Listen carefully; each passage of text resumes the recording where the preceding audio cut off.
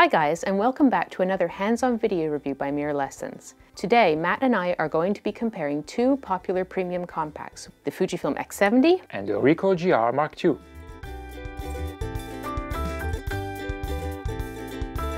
The X70 is the latest X-series compact camera from Fujifilm. It features the same sensor found inside the high-end X-T1 and X100T.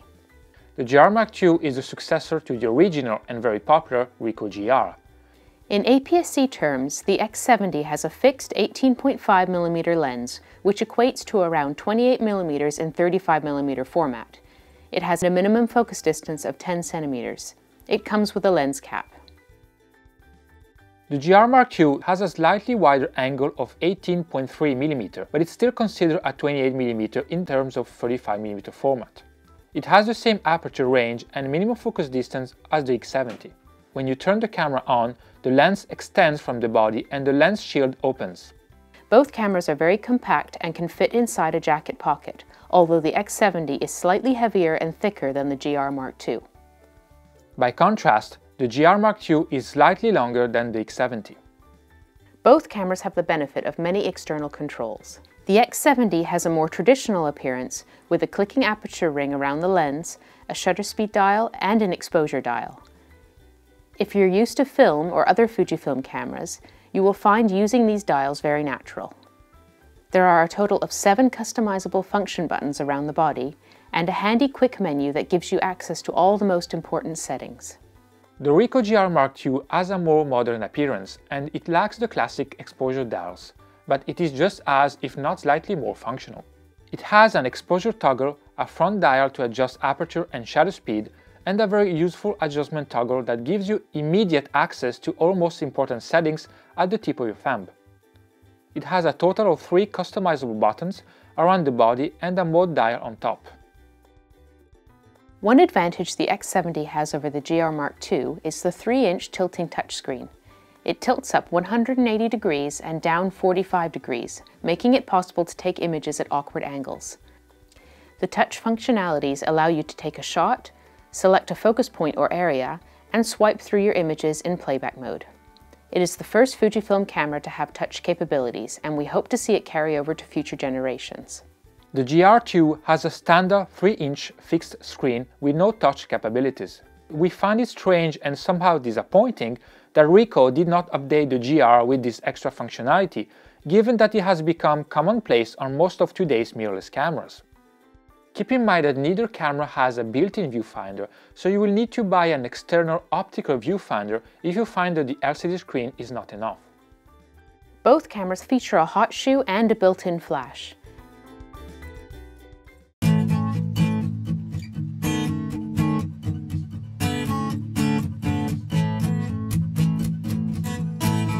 Moving on to image quality, the X70 delivers excellent dynamic range as well as very good resolution and detail. It is easy to recover details from the highlights and shadows, even if you over or underexpose by a couple of stops. The GR has good dynamic range too, but is more prone to color cast in the shadows than the X70 if you attempt to recover shadows too much with the RAW files. Thanks to the 28mm lens and the lack of an anti-aliasing filter in front of the sensor, the Ricoh GR Mark II is capable of incredible sharpness across the entire frame and at all apertures. If you compare two images taken with the X70 and GR Mark II, the difference in sharpness is particularly noticeable at f2.8. Moving on to the high ISO performance, both cameras produce very usable files up to 3200 and at a push even 6400. The X70 has a native ISO range of 200 to 6400. The extended values are only available as JPEGs. This is why you lose so much of the fine detail from 12,800 and above. The GR Mark II files retain lots of detail even up to 25,600, but this is counteracted by an excessive amount of noise from 12,800 and above. When it comes to color, the rendering of the X70 tends towards a warmer tint, while the GR Mark II leans towards a magenta tint when both cameras are set to their respective standard profiles with the same white balance. Even in the case of the RAW files, the GR Mark II has a slightly more magenta tint in comparison to the X70. The X70 comes with Fujifilm's well-loved film simulation modes, including the latest color simulation, Classic Chrome. They only affect the JPEGs, but are amongst the most attractive color profiles we've come across on a digital camera.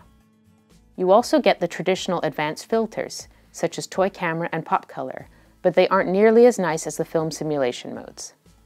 The GR2 comes with its own set of effects, but the only one we really enjoyed using were the black and white effects. It is one of the reasons why this camera is so popular for street photography. They are full of rich contrast and subtle tones that you don't see from a digital camera every day. One of the settings will also give you more contrast and simulate film grain. If you mostly shoot in monochrome, this camera should be at the top of your list. The out-of-focus rendering of both cameras is actually quite similar. You can get the best results by focusing as close as possible and using the f2.8 aperture. The X70 focuses close automatically, while the Ricoh has a dedicated macro button on the 4-way control pad that puts you into close shooting mode. Neither camera suffers much from chromatic aberration, distortion, or vignetting. Any traces you find can easily be removed in post-production. Flare, however, did present itself on numerous occasions in our test. You can reduce the amount of flare by buying a lens hood for your camera. Interestingly, both cameras come with a digital teleconverter option. In the case of the X70, the camera crops to either 35mm or 50mm and upscales the image to match the native 16-megapixel resolution of the sensor. The GR Mark II crops to 35mm or 47mm but does not upscale the images in camera. As a result, you get 10-megapixel and 6-megapixel for the respective crops. The X70 uses Fujifilm's advanced hybrid autofocus system. It is the same system used on the Fujifilm X-T1, and it works very well in both single and continuous autofocus modes, even when it comes to moving subjects. The GR Mark II has a less advanced autofocus system. It is contrast detection only, and while it does fine in single f mode, it struggles more in continuous f. With the X70, there are a number of autofocus options you can pick between, such as single point when you want to focus on a specific detail, zone for moving subjects or groups, and wide tracking for unpredictable moving subjects. We tend to use the first two since they are the most reliable. The GR Mark II also has a number of autofocus options such as spot, multi, pinpoint, and tracking. Once again, because tracking isn't very effective, it is best to stick with the first three options. Manual focusing isn't particularly easy on either camera. On the X70, there is a ribbed manual focus ring around the lens, which would be easy to use if the aperture ring and its two tabs weren't positioned so close by. There are also 3 different manual assists: magnification, focus peaking, and digital split image. I personally find magnification the most precise of the 3. Keep in mind that this focus ring also doubles up as a control ring in autofocus mode. It allows you to quickly switch between various functions such as ISO, white balance, or film simulations, but I find it somewhat imprecise. On the GR Mark II there isn't a proper focus ring. When you are in manual focus mode, you first press the macro button and then you can adjust your focus distance with the front dial, which isn't very natural really. You also have to do some menu digging to reach the manual assist, which are magnification and a selection of different modes similar to focus peaking. However, the whole process of activating these modes, manually focusing, and taking the shot is simply too complicated because you end up digging through submenus all the time. One very interesting focus feature of the GR is snap focus. Similar to zone focusing on a manual focus lens, it sets the camera to a fixed focus distance so that you always have the same depth of field with a given aperture.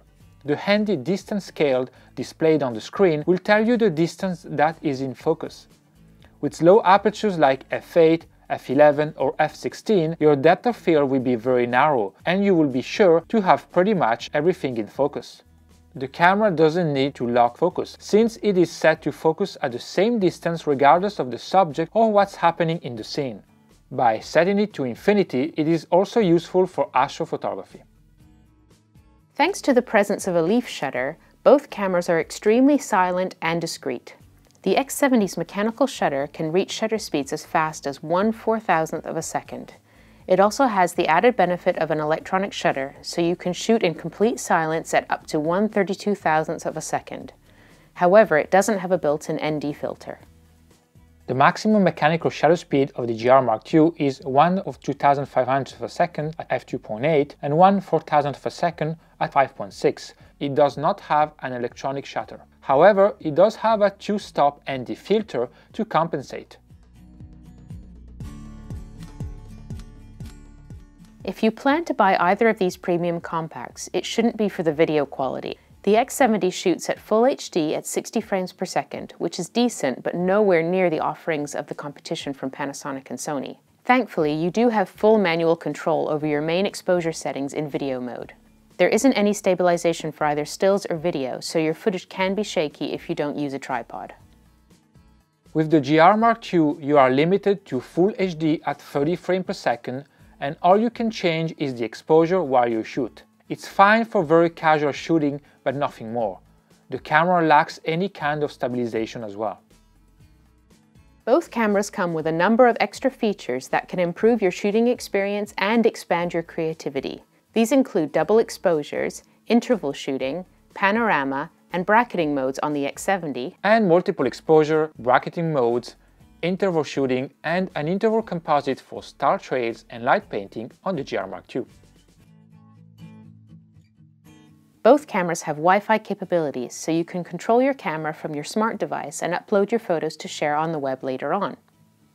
The GR2 also has NFC capabilities. Instead of downloading a specific app, you must use a web app that you can access with your device's native browser. The app is very complete and allows you to access most of the settings of the camera.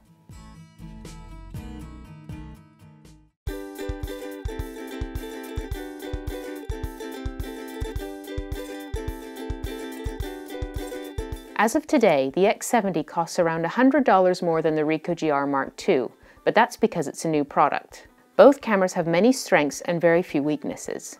The X70 has the advantage of a more appealing design, many external dials, and a handy tilting touchscreen. The GR Mark II looks like your average compact camera, but in fact it's very easy to use. The black and white filter will satisfy users that like strong contrast, and the snap focus mode is definitely a plus for street photography. Last but not least, the images it produces are really sharp. As always, thank you for watching. If you have any question, don't hesitate to leave a comment below this video. Please subscribe to our channel and also visit miolesson.com, where you will find an in-depth comparison between these two cameras with full-res image samples. Thank you again and see you soon. Bye bye!